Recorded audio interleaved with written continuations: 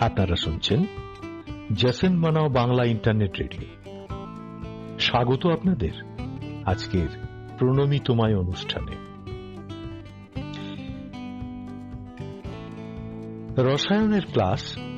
ছাত্রদের সামনে এক টুকরো হাড় হাতে নিয়ে বুনসেন বার্নারে পুড়িয়ে মুখে পুরে দিলেন আচার্য প্রফুল্লচন্দ্র রায়। ছাত্রদের শেখালেন এটা ক্যালসিয়াম ফসফেট, এছাড়া আর কিছুই নয়। সেটা কোন প্রাণীর হাড় তাও আর চেনার উপায় রইল না। রসায়ন দিয়ে শুধু রসায়ন শিক্ষাই নয়, ছাত্রদের মনে ধর্মান্ধতার মূল উপড়ে ফেলার মন্ত্রটিও প্রবেশ করিয়ে দিতেন তিনি। যতটুকু দরকার তার বাইরে কতটুকুই বা পড়ার আগ্রহ আছে আমাদের এই বই বিমুখ আগামীর। অথচ বই পড়ার আগ্রহ থেকেই জন্ম হয়েছিল এই বাঙালি মনীষীর। নিজের সফলতাকে পৌঁছে দিতে পেরেছিলেন সার্থকতার শিখরে। 1861 2 আগস্ট অবিভক্ত বাংলাদেশের রাড়ুলি গ্রামে জন্মগ্রহণ করেন প্রফুল্লচন্দ্র। প্রপিতামহ মানিকলাল রায় ছিলেন নদিয়া অধুনা কৃষ্ণনগরের ও যশোরের কালেক্টরের দেওয়ান। পিতামহ আনন্দলাল রায় ছিলেন যশোরের সেরেস্তাদার। পিতা হরিশ্চন্দ্র রায় ও মাতা ভুবনমোহিনী দেবী। বাবা মায়ের আদরের সেই ছোট্ট ফুলু পরবর্তীতে হয়ে ওঠেন মাস্টার অফ নাইট্রাইটস। আচার্য প্রফুল্লচন্দ্র রায়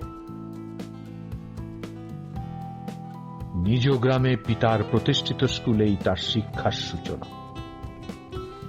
পিতা পুত্রের সম্পর্ক ছিল বন্ধুর মতো।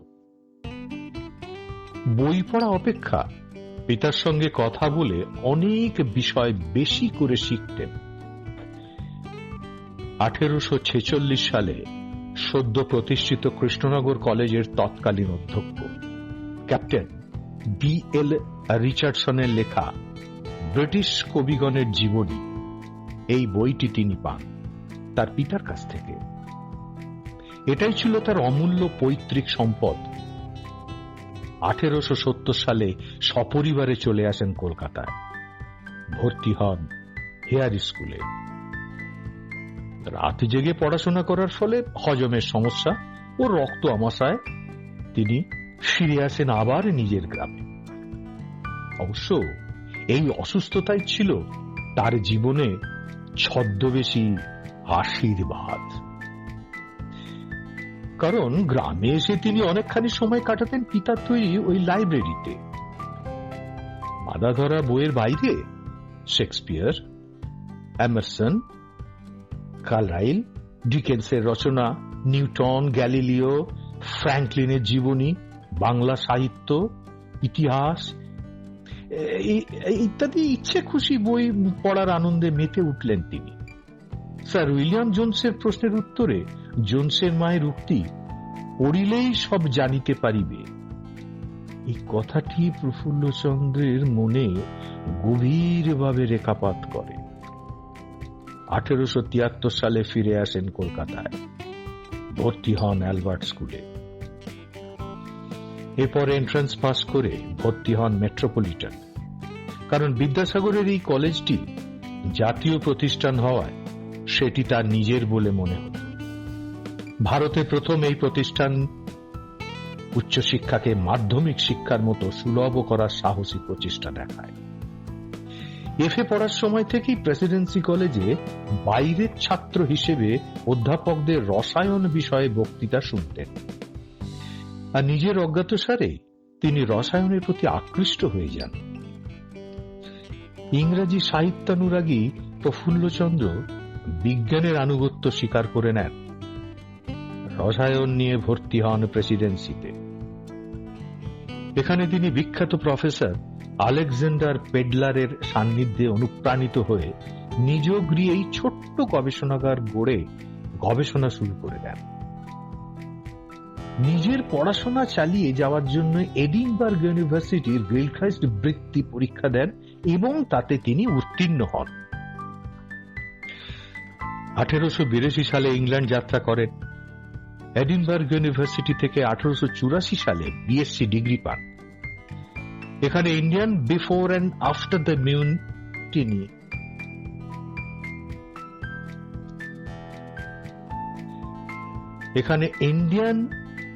Before and after the mutiny বিষয় এক প্রবন্ধ প্রতিযোগিতায় অংশ নেন। সত্যের সাধক ছিলেন বলেই ভারতে ব্রিটিশদের ঔপনিবেশিক শাসনের কুপ্রভাব সাহসিকতার সঙ্গে তুলে ধরতে পেরেছিলেন তার সেই লেখায়।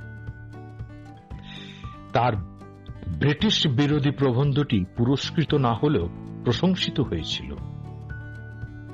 এডিনবার্গ থেকেই 1887 সালে বিএসসি ডিগ্রির সঙ্গে সঙ্গে হোপ প্রাইজ বৃত্তি লাভ করেন। 1888 তিনি ফিরে এলেন কলকাতায়। প্রেসিডেন্সিতে শুরু হয় তার শিক্ষক জীবন। আর যোগ্যতা থাকা সত্ত্বেও নেটিভ হওয়ার কারণে অপেক্ষাকৃত কম মাইনে ও কম সম্মানের প্রভিন্সিয়াল অধ্যাপক হিসেবে সেখানে যোগদান করেন। তার সুন্দর বাচনভঙ্গি ও রসবোধ দিয়ে বাংলা ভাষায় বক্তৃতার মাধ্যমে রসায়নের পাঠ ছাত্রদের কাছে সহজবোধ্য ও মনোগ্রাহী করে তুলতেন। বিভিন্ন বিজ্ঞানীদের সফলতার জীবন কাহিনী গল্পের ছলে তুলে ধরতেন ছাত্রদের কাছে। অল্প সময়েই শিক্ষক হিসেবে তার খ্যাতি ছড়িয়ে পড়ে। সত্যেন্দ্রনাথ বসু, মেঘনাথ সাহা, জ্ঞানচন্দ্র ঘোষ, পঞ্চানন নিয়োগী, পুলিন বিহারী সরকার, গোপালচন্দ্র চক্রবর্তী, এ কে ফজলুল হক, রসিকলাল দত্ত তারই ছাত্র ছিলেন। অবশ্যই শিক্ষকতার পাশাপাশি চলতে থাকে তার নিজস্ব গবেষণা। একদিন হঠাৎই তিনি আবিষ্কার করলেন রসায়নের এক অতি বিষম বস্তু, মার্কিউরাস নাইট্রাইট। ইউরোপীয় বিজ্ঞানীগণ তাকে মাস্টার অফ নাইট্রাইটস আখ্যায় ভূষিত করেন। পরনে ধুতি, কালো কোট, চুল অবিন্যস্ত, তার এমন উদাসীন বেশভূষায় আবৃত ছিল এক দূরদর্শী কর্মচাঞ্চল্য প্রাণ। তিনি বুঝেছিলেন একটা সমগ্র জাতি শুধুমাত্র কেরানি বা মসিজীবী হয়ে টিকে থাকতে পারে না। বাঙালি জাতিকে স্বাবলম্বী হওয়ার পথ দেখালেন তিনি। 1901 সালে প্রতিষ্ঠা করলেন Bengal chemical and pharmaceutical works. মূলধন বলতে ছিল মাত্র 800 টাকা, আর তার সঙ্গে ছিল পূর্ণ আত্মবিশ্বাস। এছাড়াও Calcutta pottery works, Bengal enamel works, national tannery works প্রতিষ্ঠায় তিনি ছিলেন প্রধান উদ্যোক্তা।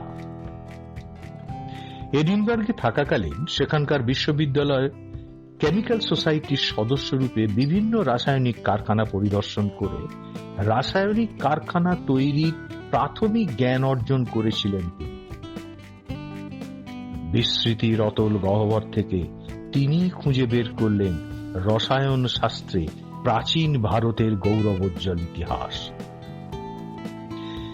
ধাতু সংকট তৈরিতে ভারত যে পিছিয়ে ছিল না,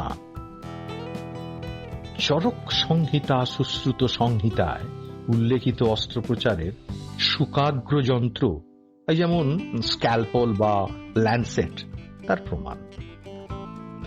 ইস্পাত আবিষ্কারের প্রথম কৃতিত্ব প্রাচীন ভারতের। প্রাচীন রসায়নে শুধু ইজিপ্ট, সিরিয়া, চীন বা আরব নয়, প্রাচীন ভারতবর্ষও যে কতটা এগিয়ে ছিল তা তুলে ধরতেই তিনি লিখলেন the history of Hindu chemistry. এ বিষয়ে প্যারিসের বিখ্যাত বিজ্ঞানী মোসেলিন বের্তেলোর সান্নিধ্য তাকে অনুপ্রাণিত করে। এই কাজের জন্য সংস্কৃত ও পালি ভাষা শিখেছিলেন তিনি। ভারতের স্বাধীনতা আন্দোলনেও তার অবদান ছিল অপরিসীম। তিনি বলেন, There are occasions that demanded that I should leave the test tube to attend to the call of the country. Science can wait, Swaraj Kanta.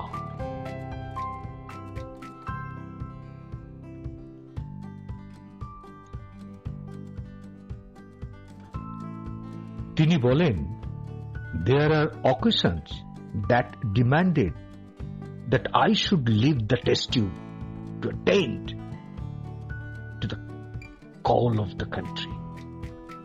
Science can wait, Swaraj can't. তার অর্জিত আয়ের প্রায় সবটুকুই দেশহিতার্থে দান করে গিয়েছেন। ত্যাগেই ছিল তার তৃপ্তির আনন্দ। 1944-এর 16 জুন শেষ নিঃশ্বাস ত্যাগ করেন অকৃতদার বিশ্ববরেণ্য এই বাঙালি বিজ্ঞানী। তাকে আমরা কতটা মনে রেখেছি?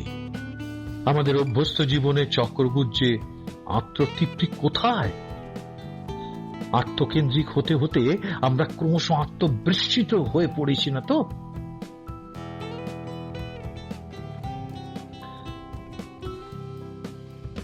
তাকে আমরা কতটা মনে রেখেছি? আমাদের অভ্যস্ত জীবনের চক্রব্যূহে আত্মতৃপ্তি কোথায়? আত্মকেন্দ্রিক হতে হতে আমরা ক্রমশ আত্মবিস্মৃত হয়ে পড়ছি না তো? শিল্প স্বনির্ভর ভারত গড়ার লক্ষ্যে তার প্রতিষ্ঠিত বেঙ্গল কেমিক্যালস অ্যান্ড ফার্মাসিউটিক্যাল আজ বিলগ্নীকরণের পথে। 2016 সালে এই সিদ্ধান্ত নেয় কেন্দ্র। জল গড়ায় কোটে। সংস্থার আধিকারিক, মাইক্রোবায়োলজিস্ট ও কর্মীদের চেষ্টায় বিগত 3 অর্থবর্ষেই লাভের মুখ দেখেছে এই রাষ্ট্রায়ত্ত সংস্থা। গত অর্থবর্ষে এর মুনাফা হয় সর্বাধিক, প্রায় 25 কোটি টাকা। সংস্থার পানিহাটি জমিতে রয়েছে ফিনাইল ও ন্যাপথলিন তৈরির কারখানা। এখানকার অতিরিক্ত 25 একর জমিও, যার বর্তমান বাজার মূল্য 400 কোটি টাকা, বিক্রির সিদ্ধান্ত নিয়েছে কেন্দ্র। এছাড়াও মানিকতলায় 14 একর জমিতে রয়েছে ওষুধ তৈরির কারখানা। কানপুরে 3 একর ও মুম্বাইতে একটি বাড়ি সহ 1.5 একর জমি রয়েছে। এখানকার বহু পণ্য যেমন phenyl, Kalmegh, cantharidine oil, naphthalene, ইউথোরিয়া অয়েনমেন্ট, অ্যাকোয়াটাইকোটিস সহ নানা ঔষধ অত্যন্ত জনপ্রিয়। সংস্থাটির সঙ্গে জুড়ে রয়েছে প্রায় 400 কর্মীর পরিবার। সেই সঙ্গে জুড়ে আছে জাতীয়তাবাদী বাঙালির গৌরব গাথা। আচার্য প্রফুল্লচন্দ্র রায় প্রদর্শিত পথই হোক আমাদের লক্ষ্য। তার জীবনালোকে দূরীভূত হোক আত্মবিস্মৃতির আধার। আচার্য প্রফুল্লচন্দ্র রায় প্রদর্শিত পথই হোক আমাদের লক্ষ্য। তার জীবনালোকে দূরীভূত হোক আত্মবিস্মৃতির আধার। আজ জন্মদিবসে জাসন মানাও বাংলা ইন্টারনেট রেডিও ওনাকে জানায় সশ্রদ্ধ প্রণাম ও ভক্তিপূর্ণ শ্রদ্ধাঞ্জলি।